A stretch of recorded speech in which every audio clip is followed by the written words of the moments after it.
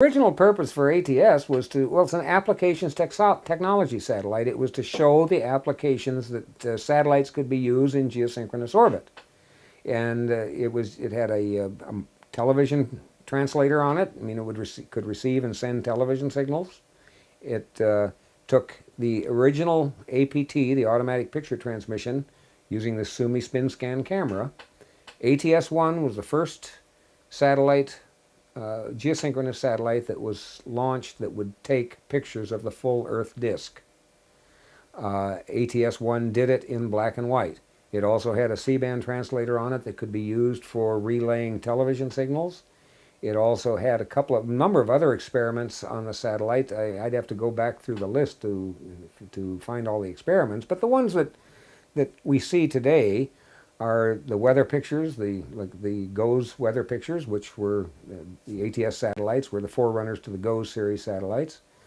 The communications portion of it was put up there primarily for aircraft communications.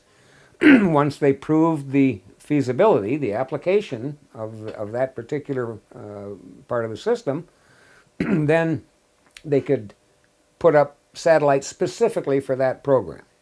Because the original system that was put up there to show the application of aircraft communications was VHF #1, operated on the same frequencies that airplanes operate on, meant that it was relatively easy for people to set up equipment, inexpensive equipment on the ground to communicate via satellite.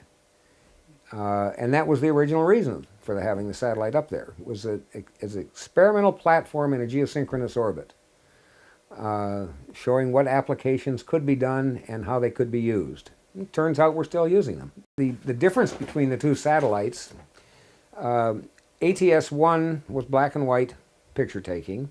It had a nonlinear translator. ATS-1 had a nonlinear translator, which meant that you could really only easily put one signal through the satellite at a time. One carrier frequency through the satellite at a time. ATS-3 had a color camera on it to do the geosynchronous or the full Earth disk pictures, and it had a linear translator on it, one that would allow you to put multiple signals through the satellite at the same time. During the peak of our use of ATS-3, we would frequently have 3 voice signals going through the satellite at the same time, and 2 data signals, one in each direction, for data at the same time we were doing voice. So they could be using it for telephone communications and from 3 different locations, as well as full duplex data communications through the satellite.